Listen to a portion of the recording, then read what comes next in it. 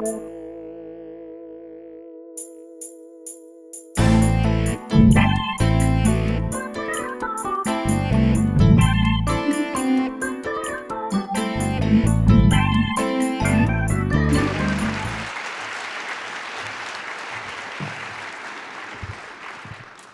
you, Kathy, and good evening, everyone. Gore is, again, pleased to be able to participate in this annual event here in Flagstaff. You know, it's tonight, many of us here are present for the same reasons that Bill and Vive Gore so many years ago came to Flagstaff and chose it as its base of operations for the West Coast operations of the business. Whether it's the natural beauty that we're surrounded by here in the Flagstaff area, or it's the opportunity for us to be able to come together as a community joined in service, or to be able to participate in a region where science, technology, and innovation are so highly valued. As many of you know, Gore's medical division is headquartered right here in Flagstaff. And for the last 40 years, more than 40 million Gore medical products have been implanted, touching the lives of patients and their families across the world. Our engineers here at Gore, whether it's here locally in Flagstaff or globally, we're changing the world with creativity, with a drive to make the world a better place, and all of this through applying our technology in different ways. Our team's driven to solve challenging problems, and is genuinely curious and deeply imaginative to bring home and develop innovative solutions to those challenges. As far as the theme here tonight, accelerating into the future, I want to share with you how much more there is to Gore beyond just the medical products division that's housed here in Flagstaff. In our performance solutions division, we're also improving life in many other ways, some ways that are even impacting you here in this audience, in ways that are keeping your car functioning. With the advancements around autonomous driving, a variety of automotive components are moving us closer to make that dream become a reality. To meet the growing demands for this technology, Gore has invented a variety of venting solutions that protect sensitive electrical components that help protect those components from dirt, water, condensation, as well as the accumulation of heat and hazardous gases that might impair the function of those electronics. And it's all with the intent of instilling the reliability and enabling the reliability of those related electronics. In addition, Gore is innovating around fuel cell technology. And today, there are hydrogen-powered cars on the market that has Gore fuel cell technology at the heart of it. In fact, one of these cars has a yet unmatched driving range of 370 miles.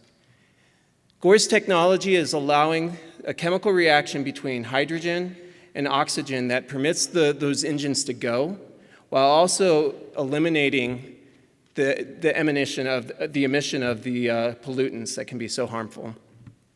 These are just a few of the examples of the things that we're working on where Gore's innovations are leading edge in the automotive industry.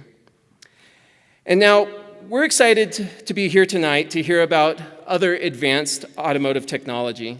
I'd like to welcome to the stage our keynote presenter, Professor Rajkumar. He's a professor of engineering and one of the world's leading experts in driverless automobiles. He serves as the director of the General Motors Carnegie Mellon Autonomous Driving Collaborative Research Lab. And now, rolling out self-driving vehicles, accelerating into the future, let's welcome Dr. Rajkumar.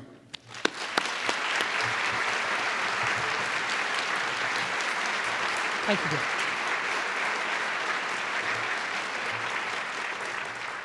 Jake. Thank you, Jake, for that kind introduction.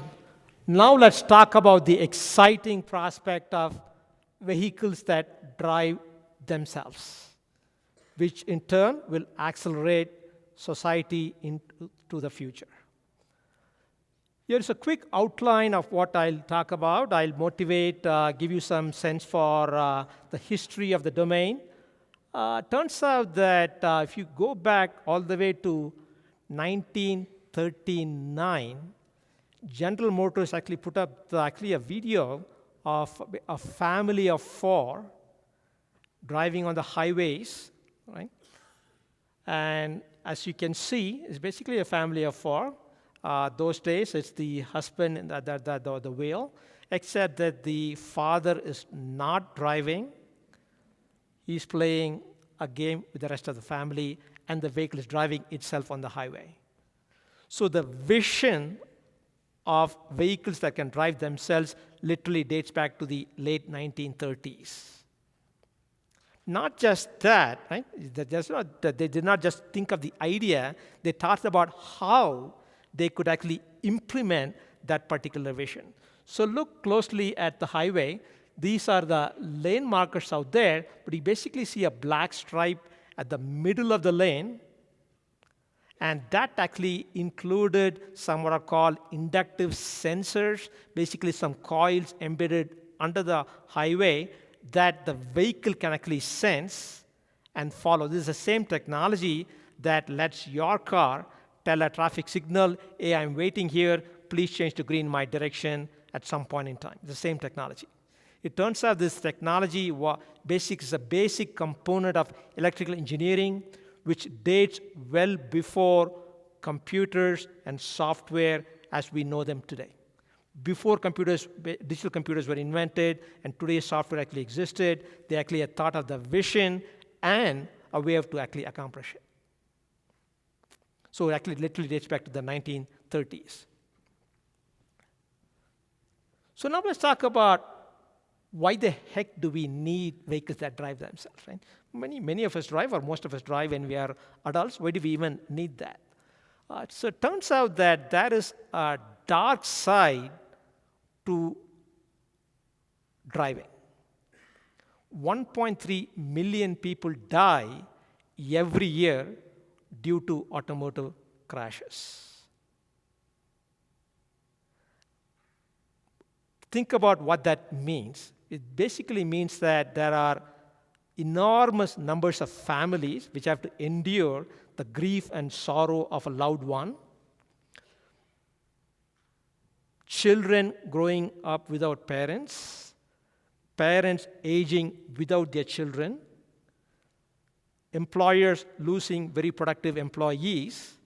So these are the costs to society that we bear when 1.3 million people die every year. Tragically, about 94% of these crashes are due to human error. Humans get distracted, we get mad, we are drunk, we are sleepy, and the like, right? And the smartphone's actually becoming a bigger culprit in the process as well, right? So this is sad. If instead vehicles are being driven by computers, they do not have to be distracted, they will pay attention all the time, and hopefully these deaths will actually go down significantly over time, which in turn will actually have a major positive impact on society at large. Secondly, traffic delays are very expensive. If there's one thing that people would like to change about the cities that they live in, almost always the very first item that they check is reduce congestion, get me to work sooner. So the average American actually turns out that he or she commutes about 51 minutes to and from work, the average American, right? So basically take the Midwest, very short commutes perhaps, but people living in Manhattan and beyond, much longer than an hour. I've actually been approached by people who have said, I commute hour and a half each way every day of my life. Hour and a half to work, hour and a half back to work. 3 hours of my waking hours, 16 hours, gone in commuting.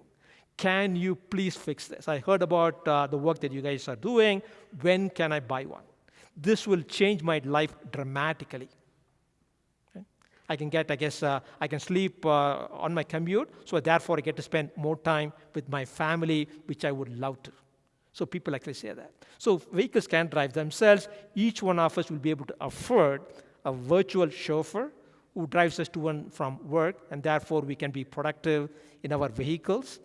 That in turn, basically an hour a day of productive time will actually have a measurable and quantifiable impact on global economic productivity. Global economy would also change.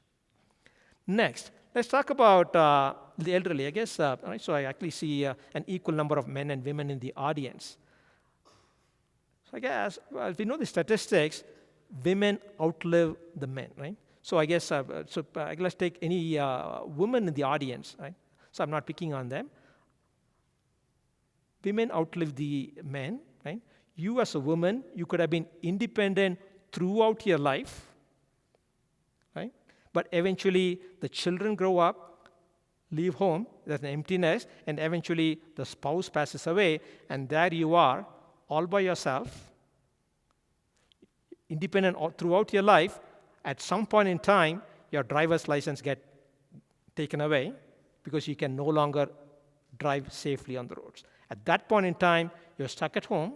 If you actually want to go from any point A to any point B, you have to call somebody to basically take you on that errand, perhaps, simple errand. But being the independent spirit that you are, you cannot make that call, right? Not very often. The end result is that you sit at home, get depressed perhaps over time, and it's not a good quality of life. Right? Well, I guess I'm just basically, highlighting women, but the same thing happens to men too, right? The elderly age, your license gets taken away, and you get stuck at home. So these are people, if you will, who towards the end of their lives, if you will, have to go through that poor quality of life. But there are about 1.5 million legally blind people and more than 5 million physically disabled people who, throughout their lives, have to depend on somebody else to go from point A to point B. So think about their quality of life. So now, if vehicles can drive themselves, all these elderly people, these legally blind people, and the physically disabled folks can actually regain mobility because they just need to actually tell the vehicle, take them somewhere, it would take them there, bring them back. Right? They would regain independence and live a much better quality of life. Right? So actually a huge positive impact on significant segments of society. Last but not the least, think of your car. You're paid probably anywhere between $30,000 to $40,000 on the average, and you maybe drive it for an hour a day during the weekdays. Right? The rest of the time, it is sitting idle. Here is basically a $35,000 investment sitting idle 95% of the time, and any accounting person will tell you that's a bad use of a financial resource. And that's what we do as a society. Right? If I can basically have my vehicle drive me to work, take me to home, the rest of the time it goes around picking people, dropping people off, making money for you, that would be a good return on your investment. Right? And meanwhile, people who live in cities, I guess it's very expensive to actually own a car, and meanwhile, these cars that they would actually be transported around in would be your car that you paid for. Right? Everybody wins as well. Right? So basically, if you just now look at this list of items, self-driving vehicles will have a major positive impact on society, socially, and economically. Right? So that's the promise of self-driving vehicles. So now basically, I guess, let me go back to the first item that I already talked about. These are images of accidents on the roads. If you go to your favorite search engine on the net, search for car crashes, car accidents, and click on the Images tab. You will literally see millions of images containing accident pictures. We encounter them on the roads as well. Basically, if there's a traffic jam, you say, why are we stuck here? Eventually, it turns out to be an accident. Traffic has is crawling, and eventually, when we reach the accident site, we basically have to peek, we have to slow down, see what happens. It's just morbid curiosity. We have to know what happened there. And then as soon as we actually pass that accident site, guess what? We will speed up over the speed limit, and off we go. The bottom line is that crashes are something that we treat as a fact of modern life. How do we deal with it? We buy auto insurance, we live our lives. right? And meanwhile, 1.3 million people die. So the vision that many of us working in the domain have set for ourselves is this notion of this need not be a fact of modern life. We ought to be able to reach this grand challenge of having zero automotive fatalities. Truth be told, we may never, ever reach zero automotive fatalities because the technology itself may actually induce some fatalities. It may be the case. But if the 1.3 million fatalities goes down to 130,000, 13,000 to 1,300, we would all win big. Okay? So that's where we currently stand. So I talked about 1939 being when General Motors actually proposed that vision and even identified a way of actually implementing that vision. The next milestone, in my view, actually happened in 2007 when an agency called DARPA, the Defense Advanced Research Projects Agency, that's the very forward-looking research arm of the U.S. military, of the U.S. defense, actually conducted this competition called the DARPA Urban Challenge. DARPA is the entity actually came up with many innovations, if you will, came up with this thing called ARPANET, ARPANET. That is the network that actually evolved into what we today know as the internet. Okay? All of us basically use GPS on our phones. The GPS satellite system was basically launched, I guess the idea was conceived by DARPA. So it's a very forward-looking entity. So in 2007, they actually had this urban challenge where, for the very first time in human history, vehicles without anybody inside them were required in this competition to travel about 60 miles in an urban-like setting, follow the same rules of the road that you and I have to follow, interact with other vehicles, some of which were completely driverless, and some of them actually being driven by humans. And they had to basically pass very specific points along a specified destination, if you will. From the source to the destination, you have to pass these very specific points, and you have to do all of this within 6 hours. So this was the competition announced in 2007. So it turns out that 125 teams got into the competition, of which 75 were deemed to be eligible to actually enter the competition, and all those teams actually were visited by officials from DARPA to make sure they actually have a vehicle which could do something basic, something safe. And then of those, 36 were invited to the location where the competition would be held. 35 showed up, and those 35 vehicles actually were required to pass 3 stringent tests, if you will, just interacting with vehicles being driven by humans and so on, just to make sure that those vehicles during race day will not do something unsafe and cause problems. DARPA actually wanted to pick 20 teams. They ended up picking only 11 teams. Right? The others were deemed to be unsafe, and the 11 teams competed on race day. Of those 11 teams, 6 teams completed the challenge, 5 of them within the stipulated 6 hours. All 6 teams were led by universities, even though the industry was involved. All 6 teams were led by American universities. So that is a magic sauce in the US higher education system. Do not forget that. I would be the last guy to say, buy a product from a university, but if you want to build a prototype quickly and it needs to be groundbreaking, American universities are the place to go. Okay? And of those 6 teams that completed, the punchline is that our team from Carnegie Mellon won the competition, $2 million prize, 20 minutes ahead of the runner-up, if you will. Actually, if you look at some of the names in here, GM was our biggest partner and sponsor, which you can imagine, right? Vehicles driving themselves in an urban setting. General Motors, of course, we would want to be involved. Caterpillar was our next biggest sponsor. Caterpillar basically sells expensive construction and mining equipment. They want to automate that. So they were our second biggest sponsor. If you go down the names, there's, I guess, a small logo there. Some of you may recognize that. It's called Google.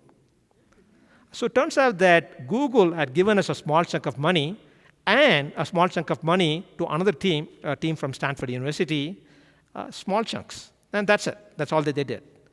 And the winning team was our team, Carnegie Mellon. The runner-up team was Stanford.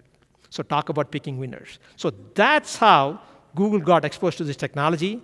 They hired the top 2 people from Stanford, some key people from Carnegie Mellon, and that's how their effort started. And today, Google/Waymo is perceived to be the technical lead in this space by basically getting involved with this race and hiring the top people.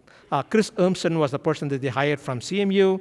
He actually led the Google effort for many years, and right now he's a co-founder of an entity called Aurora. And meanwhile, another member of the same team is actually the co-founder of an entity called Argo.ai, which has been bought out by Ford. So if we basically look at all the activities out there, you'll see that CMU's footprints, handprints are all over the place. Okay. So this was the vehicle that we had actually fielded that actually won the competition. It actually had a multitude of sensors, lasers, also called LiDARs, radars, and cameras and such, a whole bunch. Some of them were used for detecting roads, some of them for detecting obstacles. Some obstacles may be stationary, some may be moving, and some of them basically track vehicles and such. So in retrospect, that was the watershed moment where, for the very first time in the history of humankind, driverless vehicles were no longer a question of if, it was only a question of when. So the whole narrative changed at that point in time. And right now, people ask you the question, when are we going to have a fully autonomous car, not if we will have an autonomous car. So that narrative changed in 2007. Okay. But now actually then you look at some of the details of what actually it involved. There were no pedestrians and no bicyclists involved in the competition. The running joke was that nobody volunteered. There were no traffic lights. You don't have to worry about failures. Basically, things just had to run for 6 hours. You take something reasonable, it will function for 6 hours. You don't have to worry about, hey, what happens if something goes wrong. And by rule, you could not communicate to the vehicle or from the vehicle.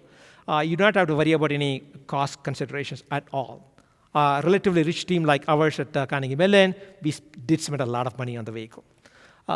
And actually, this was actually happening in the desert, 2 hours east of Los Angeles at a decommissioned Air Force base.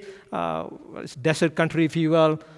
Very sunny weather, clear skies during the daytime, and relatively light traffic. Initially, there were 11 vehicles, fully driverless vehicles operating on the road, and then a bunch of vehicles that were operated by contractors hired by DARPA. But over time, even DARPA started removing some human-operated vehicles as well. So traffic actually became lighter as the competition went on. And because it was bright, open skies, no mountains of any kind, no buildings of any kind, GPS was always available. And then you could actually use high-resolution maps and such. And the speed limit was said to be 30 miles per hour. That's the maximum speed you could go at. The very first time, vehicles with anybody inside them actually are driving around with maybe humans on other vehicles and such. So this was a safety precaution, if you will. Right? So now you look at the entire list. This is pretty far from reality. Right? You cannot have a driverless vehicle like this operating in the real world. Right? So that's basically sort of state of the art there. So it turns out that there are a bunch of challenges that have to be solved. Some of them still need to be solved before we can actually have fully automated driverless vehicles on public roads of all kinds. So the first thing I like to talk about is what I refer to as exogenous. Exogenous basically means from the external, from the outside. So basically the world in which the vehicles have to drive themselves have to encounter a lot of uncertainty of very different kinds. You can actually have bad weather conditions, poor lighting conditions, horrendous road conditions, potholes and the like. Construction zones can pop up with a moment's notice. Accidents could have happened 2 seconds before you reach the spot. Information in your maps can be obsolete. GPS can be lost in tunnels within downtowns and such. Right? So the list of conditions that one has to actually deal with in the real world is actually very long. Some might argue that actually it's endless. So that's a big challenge. So it's probably the biggest challenge, actually. And then secondly, Endogenous means coming from within. Within the vehicle, the various components can actually fail, right? But that's something we as the engineering, scientific, technical community kind of know how to solve. So this is a very solvable problem. It may involve costs, but technically it is solvable. The third aspect, I won't get into the detail. For academically speaking, I'm a professor. Can we prove that a particular platform, a vehicle, with its corresponding hardware and software be safe at all times? Can I prove that? Right? It turns out that the technology, the scientific knowledge, the underpinnings to actually prove that statement is not available today. It will not be available for a long time. So actually, from an academic standpoint, that's a big challenge. And in the real world, we do interact, we do communicate with other entities on the road, right? So we basically use hand signals and such, oftentimes to express disapproval. But mind you, that negative feedback is useful. If somebody is telling you you are a jerk, the next time around, hopefully you won't be a jerk. Hopefully, right?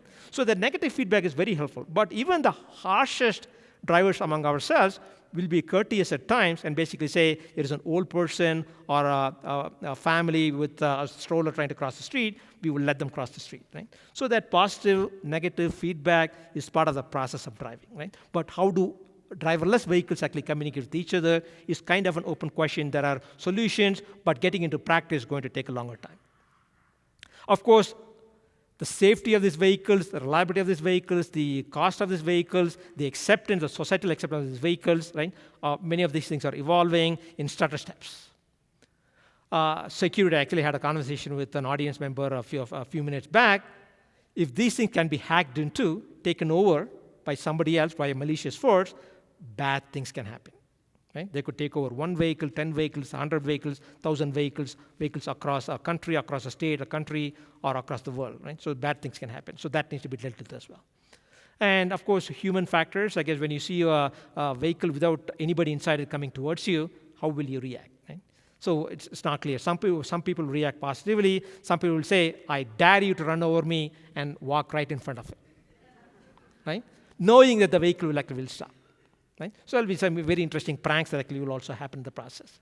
And then it turns out that it will be a very long time before we can get rid of all human-driven vehicles in the US. There are about 250 million registered vehicles in the US, and the average age of a vehicle in the US is 11 years. It's going to be a long time before the last vehicle, human-driven vehicle, is off the road. It's going to be a long time, maybe a few decades, if not longer. And last but not the least, the legal implications, the regulatory implications, right? So everybody is basically struggling with it. The U.S. Department of Transportation, to their credit, is taking some leadership in this direction, and we are working with them, working with the states and so on. But we are hoping that there will be a central framework across the country, not 50 different sets and regulations for each different state, in which case it will be a nightmare. Right? And this is actually happening all across the world as well. So now let me kind of give you kind of a deeper dive into what the heck is going on inside the vehicle so that they can drive themselves. We need to be able to detect obstacles around us which are static, like park benches, curbs, trees, overpasses, and the like. I mean, that needs to be detected. You need to be able to detect other things actually moving around you. Will be pedestrians, bicyclists, motorbikers, cars, buses, trucks, ambulances, fire stations. All of that needs to be detected, right? And then maybe as they are moving along, you need to know, hey, is that person going to cut into your lane or not? Is that person going to basically walk across the street or not? Right? And basically, you have to at the intersection, you're trying to make a left. Will you be able to make that left turn successfully and safely before the vehicle coming in the opposite direction hits you, right? With a safe distance. So there are lots of things that have to be done. So therefore, these sensors have to calculate from their sensory data what the relative distances are on the roads. And meanwhile, I guess there are multiple encounters that we face when you actually drive on public roads. Here are some examples of artifacts that we actually see on roads. We as humans deal with them without really thinking about them, but computers have to be taught to deal with potholes, vertical mass of different shapes and sizes, and this is just a sampling of construction zone signs in the US alone. Okay? Just a sample of that.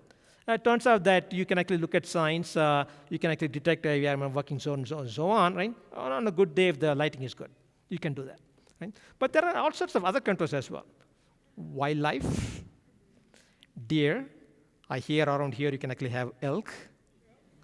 You can go further up north, you can have moose. Now basically keep going to the east, camels. If you actually run into a camel, the camel's nails will buckle, it'll land on your car, killing you. And you go further east and south, there'll be kangaroos in Australia. I don't know how to predict their behaviors. You got to deal with these things as well. And there's a different form of wildlife. Tourists kneeling down in the middle of a road, taking pictures. Beautiful, pretty scenery. You got to take pictures, of course. Toddlers, of course, people in wheelchairs, school guards, right, with kids and so on. That has to be dealt with. And meanwhile, traffic lights, to you and me, a traffic signal is a traffic signal. But they come in different shapes and sizes. I can show you intersections where it's just horrendously complex. Right? So here is an example. This actually, I don't know whether you can see it. It actually has a number 65. If you see a traffic light with a number 65, what comes to mind? Speed limit? Makes sense. It's a countdown timer? Makes sense. Which is it? Right? And if a driverless vehicle sees it for the very first time, what is it going to conclude? We do not know. Right? So there are examples of that. So it turns out that, I guess, I'm going to skip playing these videos. Bicyclists, it says that in the vehicle that we have, we can actually detect bicycles going perpendicular to the motion of the car, parallel to the car, multiple bicycles, and so on. So for example, if you're on the highway, something is not quite right inside the car, slow down, pull off onto the shoulder, right? But you need to know that the shoulder is a hard shoulder, not a soft shoulder. At high speed, if you actually put it onto the shoulder, on a soft shoulder, you may lose control, killing the people inside the car. Conversely, it may be a cliff. You're much better off standing in the middle of the road, stopping in the middle of the road. When you stop in the middle of the road, that can be an 18-wheeler truck right behind you, knocking you off, right? So no matter what you do, there could be bad things. So at least, I guess, we have the technology to actually understand that there is a shoulder, and actually it's a hard shoulder, a concrete shoulder, for example, and therefore we can actually safely pull off into the shoulder. So there are things that we can do as well. So let me now jump to actually 2011. This is the vehicle actually that we built at CMU in 2011. We literally bought a GM car from a local Cadillac dealer, and then outfitted that with basically with sensors, lasers, radars, cameras, thermal imaging camera, all of that. And the first rule that I started with was no spinning LiDAR on the roof. Pretty much anybody who actually has thought about a self-driving car knows that there must be something spinning on the roof. Right? In 2011, literally 7 years back, we actually built this vehicle that looks very normal both on the outside and the inside, except for that big red button. It is a safety-critical, life-critical system. We want to keep both the public safe and our team members safe. So in case something goes wrong, you push that button, it mechanically, electrically, electronically decouples everything that we added and becomes a normal car. Knock on wood, we have not had to use it operationally in these 7 years. Okay? So that's basically what the vehicle looks like. So I guess what I'm trying to say is that you do not have to basically buy something that does not look pleasing to your eyes to basically get self-driving capability. Okay? It can still match your personality and your tastes. Okay? But that's how most of us, how we buy a car, right? It has to match our personality as well, right? Our tastes. So let me, I guess, there are 4 videos I want to play. Think of these as baby steps that our car used to learn how to drive itself, right? And eventually we'll get to some real stuff. So I guess this is the first thing that we did. We actually had added all these capabilities to basically the sensors. And here, basically, we have invisible man turning the wheel, right? A motor we actually send a command to from a computer. You could see actually spinning a lot faster than actually what a human can. And basically, invisible man was actually pressing the pedal, the accelerator pedal, and so on. It turns out you can actually even magically shift transmission too, just by using computer commands. System starting up. Autonomous driving. It talks to you, switch transmission. This was in a private parking lot. Do not please do this at home. So it's actually driving itself, right? So it's in a private parking lot. We had remote control for stoppage if need be, but the vehicle is driving itself. It actually will go through the maze of roads very interestingly. It turns out that it can drive equally well driving backwards as forwards. Even the most experienced among us actually cannot do that, it turns out. They can actually do that. Okay. So that's basically is the vehicle is able to drive itself, if you will, right? Without anybody around, no traffic rules. That's the very starting point, right? Nothing outside, hey, drive this pre-specified path. Let's press the top right, please. Play. So it's basically a very close location there. It's basically the vehicle is driving. We have garbage trucks on the garbage cans on the left. It drives away from them, and shortly thereafter there are garbage cans on the right. It actually drives to the left of them. So in real time, it detects there are obstacles, stationary obstacles, and avoids them and keeps moving. Right? So that's basically what you see. And then as it comes around that same turn, magically the lane that it's driving on has been blocked. It detects the blockage and comes to a stop. This is what you should do. And thanks to team action, the blockage goes away. It detects that and keeps driving. So now it's able to deal with dynamic things as well. Block edging, stop, block goes away, keep driving. Let's press the bottom left, please. Now you got basically adding more intelligence. Now we come to a four-way stop. You need to know who came first. The white car came to the intersection first. Our car is on the right. The third car is actually right now coming to the intersection. Our car knows that it is my turn to go now at the four-way stop intersection and takes its turn. Right? So it knows who came to the intersection. So it actually knows the rules of the road, if you will. So this is basically from the computer's mind's eye. Basically, so our car is basically coming from the bottom left.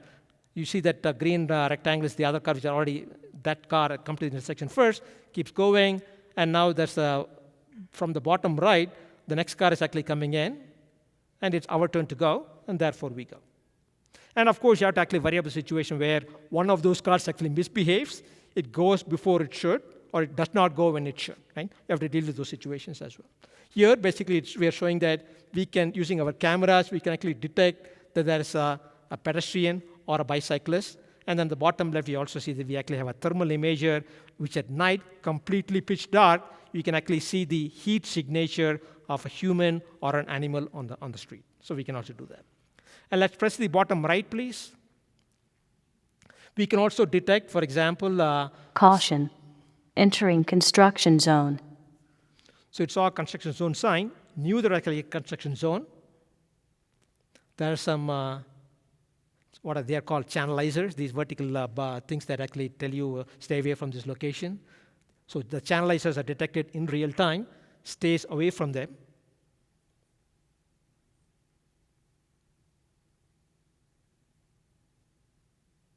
Exiting construction zone. So it saw the end roadwork sign, knew it was outside a construction zone at this point. So these were all baby steps that actually we taught the vehicle. All of that completely in controlled situations in a private testing area. Right? The demos are pretty good. The demos are easy to do. They're not easy to do. You can get there. Okay? But the real life challenges are much more. So I guess before I play this video, let me set up. So the proof of the pudding is able to drive autonomously on fully public roads at all sorts of speeds in all sorts of settings. So it turns out that in 2013, about August 2013 or so, literally more than 5 years back, keep that in mind, more than 5 years back, we actually had a VIP in the car. The VIP is Bill Schuster, who's the chairman of the U.S. House Transportation and Infrastructure Committee. It is one of the most powerful committees in Congress, it turns out. So he will be in the car. So let's watch that. Let's play the video, please. If you look into the glass here, you can see a couple cameras. We use cameras to detect things like lane markings, construction zone signs, things like that. We also use cameras to classify those objects that we are tracking. So we know where they are, we know how fast they're moving, and in some cases we want to classify those. So we know if it's a pedestrian, we know if it's a bicycle. So that was me in the back seat trying to live cast that demo. So that Chairman Schuster, one of our engineers, it actually went from a community park driving at about 8 miles per hour into the suburban highway, went through 11 traffic lights driving at 45 miles per hour, took that entry ramp, taking this entry ramp, merged onto the highway, alternating between 55 and 65 miles per hour, completely uncontrolled traffic, of course, and then took an exit ramp, which became an entry ramp to a different interstate highway, and there you see that actually it's on the center lane out here. And then very shortly, actually it has already been come to the right lane. It changes lanes at highway speeds, and eventually find the entrance to the Pittsburgh International Airport. We are located in Pittsburgh, finds the departure lane, and slows down, and we actually had a media event right at the podium there, and we can listen to the chairman and see what he says.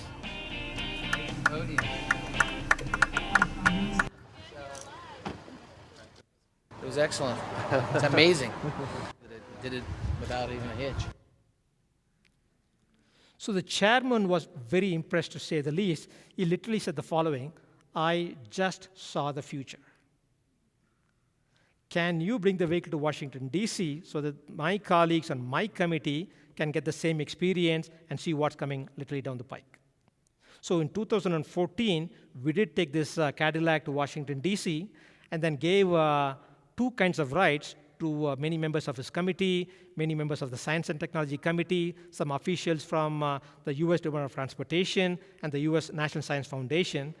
So the 2 kinds of rides were the following.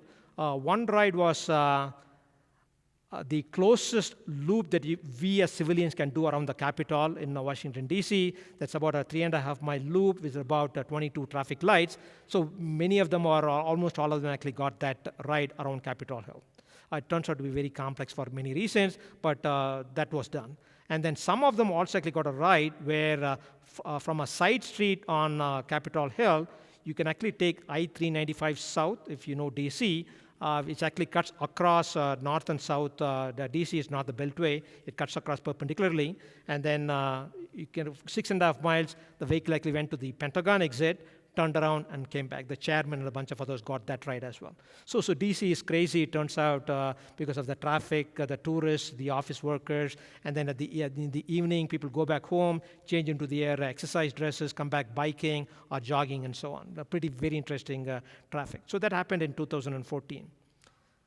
Both of these events basically got significantly high media coverage. Most of you, maybe even all of you, did not hear about those events. If something had gone wrong, you would have known about it, right? So it all went well. Right? All's well that ends well. And subsequently, I actually founded this company with my team members, a company called Automatica, which is the logo that you see here. And Delphi, if you do not know the name Delphi was and is one of the biggest global suppliers to the automotive industry. So Delphi became our first corporate partner and investor, and the technology in our Cadillac was put inside this vehicle, and this vehicle in March of 2015 drove from San Francisco to New York City, a distance of 3,500 miles, and drove itself only on the highways autonomously, but it drove itself autonomously on the highways for 98.6% of the time. I want to make 2 comments on top of that. Delphi is a company which has been around for more than 100 years, most of it as part of GM, but they spun out of GM about 15, 20 years back. The media coverage they actually got from this event was more than anything that they had ever done in their 100-year-old history by orders of magnitude. 3 months later, they had bought my company off. Okay? And then subsequently, it turns out that Delphi itself actually has split into 2 companies, one called Delphi, doing the old line stuff, and another sister called Aptiv. Both are public companies now, independent. And Aptiv focuses on the high-tech aspects like automated driving. Okay. So I guess I'm proud to be part of that lineage of basically the industry is being restructured. It turns out that another big supplier named Continental is also in the process of splitting into 3 companies. So the industry is being restructured as we speak, if you will. The other comment I would make is the following. It is subtle, but I guess I would encourage you to pay attention. 98.6% of the time, driving autonomously from San Francisco to New York City sounds very impressive. It should sound very impressive, but it is not an easy thing to do. First time it was ever done in the country. That being said, the question needs to be asked, what about the remaining 1.4%? That is where the problems lie. That is where all of a sudden construction zones pop up, your lanes are redirected, and lane markers can be fuzzy, on top of each other, very confusing. We as humans can deal with it because we have common sense, we have experience, we have intuition, we understand rules of physics in a very general sense. We understand how the world operates in terms of climate. We understand what happens in construction zones and such. And we kind of know what the norms are, what the rules are. And therefore, we deal with those things without thinking twice. But computers need to be taught each and everything that they actually do. Right? Whatever we know, we actually teach them. What we know in our heads is basically very complex. It has basically is a product of evolution over hundreds of millions of years, if not more. And of course, all the time that our parents and friends basically spent with us, making us who we are, our experiences make us who we are. Right? Teaching all of that, we do not quite know how to do that yet. Computers do not have common sense. They do not even know what that means. We have not taught them that. You tell them add 2 and 2, they'll add 2 and 2. But tell them be careful in construction zones, they have no idea what that means. Right? So that 1.4% is where the crux of the problem lies. Let's play this video.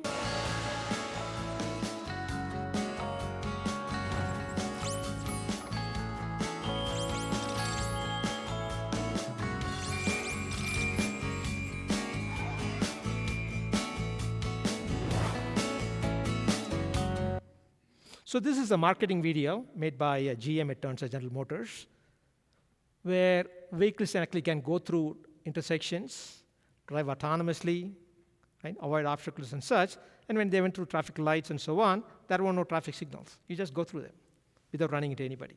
So that kind of inspired us. So now I'm taking a peek into the future, right? So don't take this for granted. Don't expect to buy this anytime in the near future.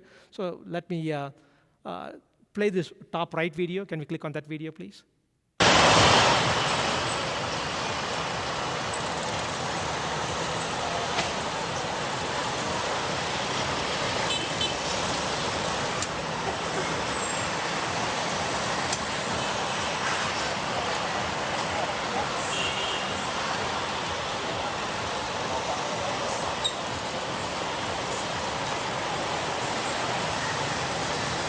Watch this truck.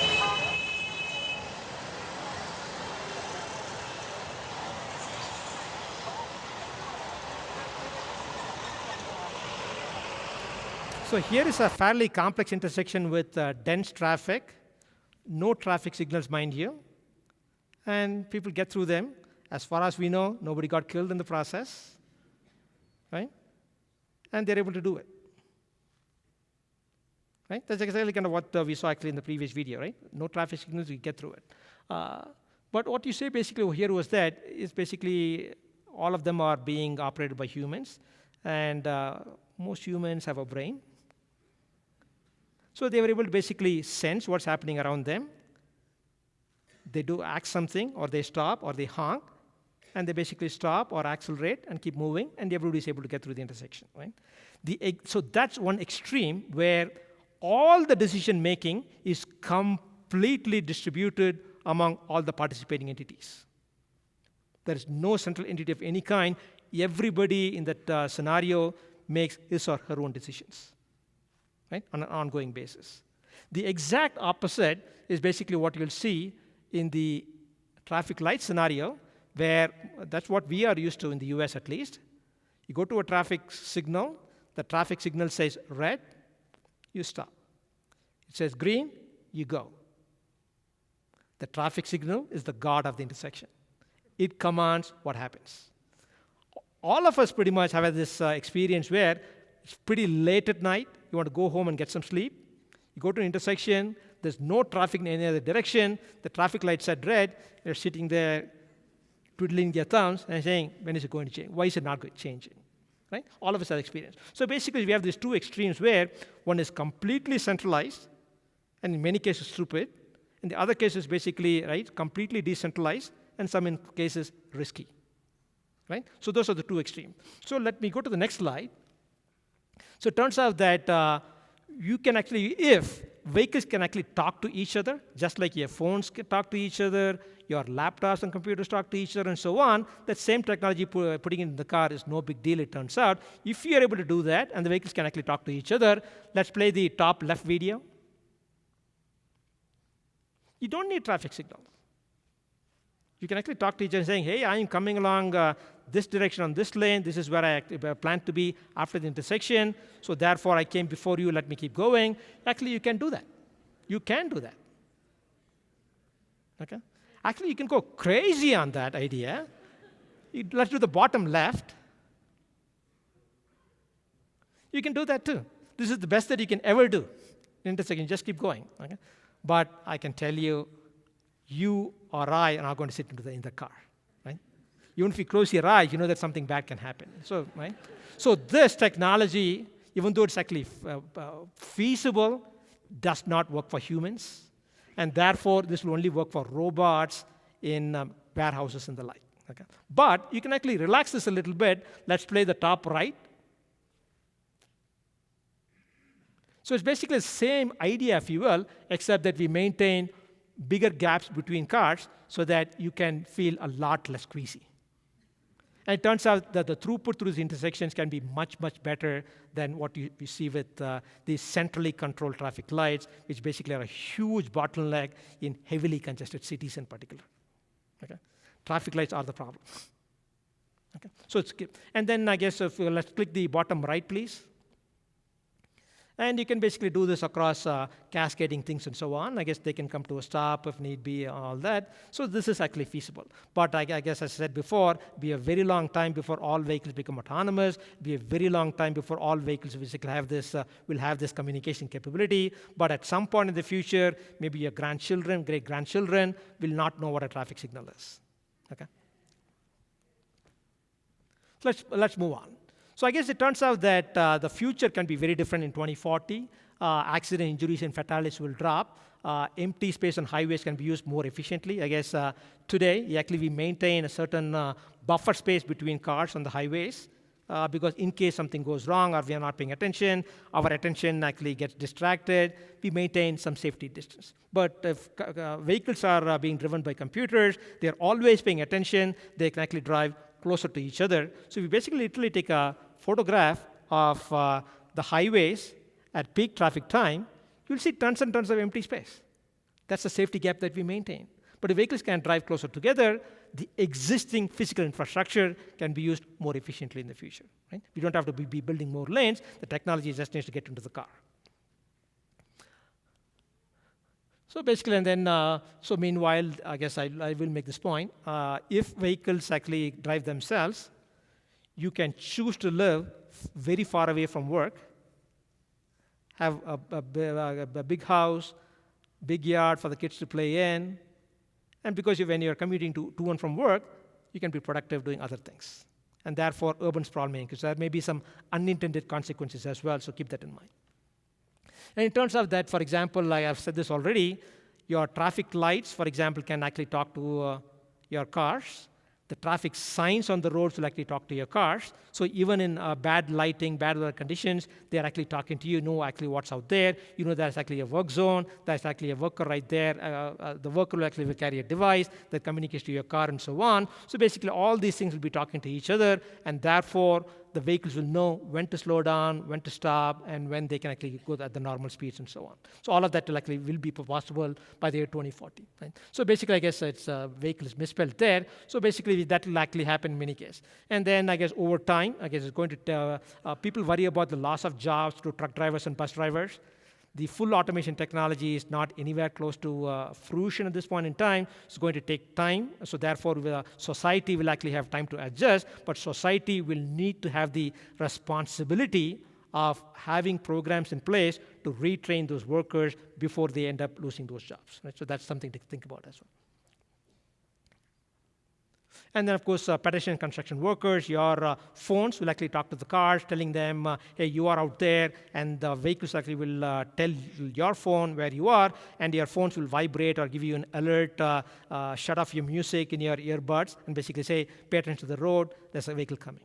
Right? All of that likely also happen. That's not a big deal at all. Right? And then meanwhile, lane markers, it's good to know where the lane markers on the road for the camera sensors on the car, they would need to be painted more frequently, for example.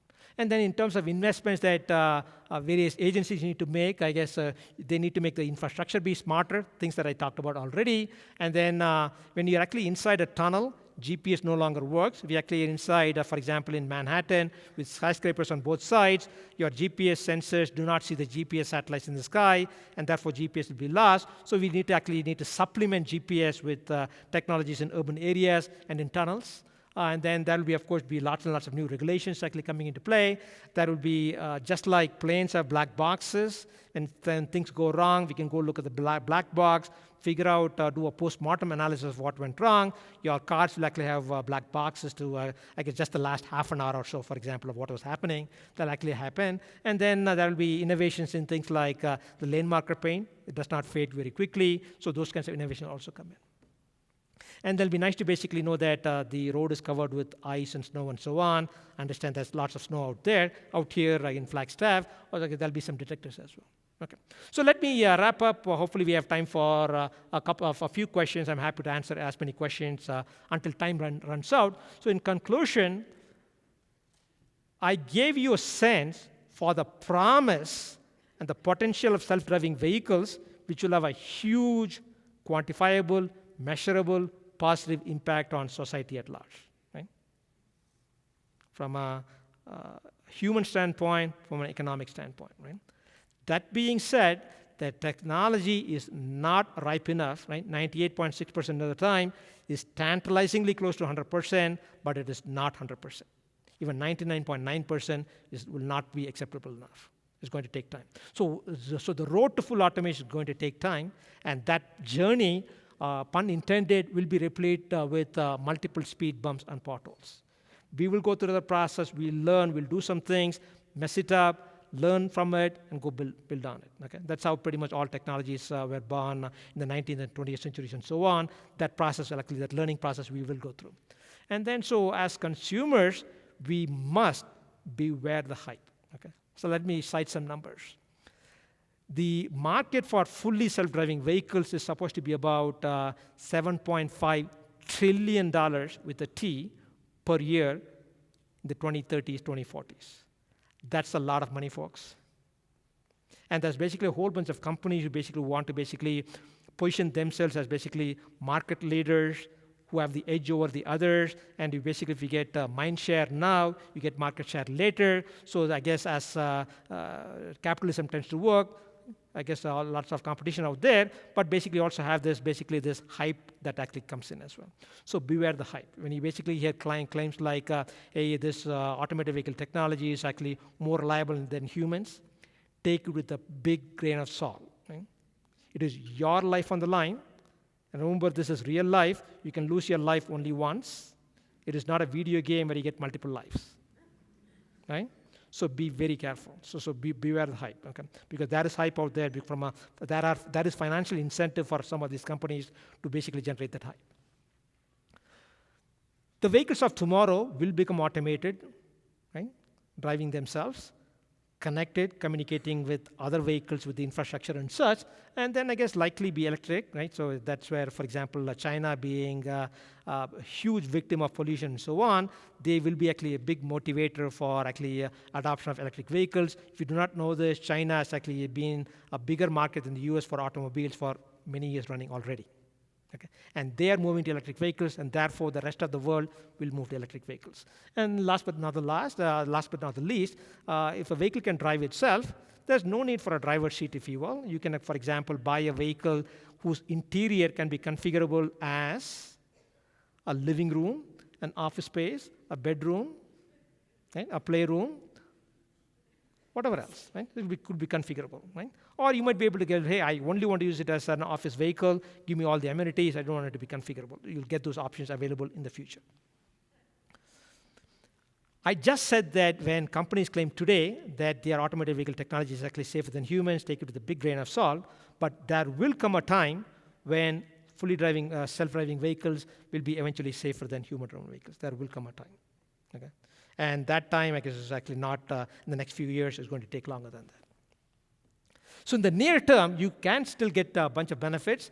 Some of you actually may, if you have a recent model car, it's probably, with the right option, it's probably capable of stopping itself if it finds a pedestrian.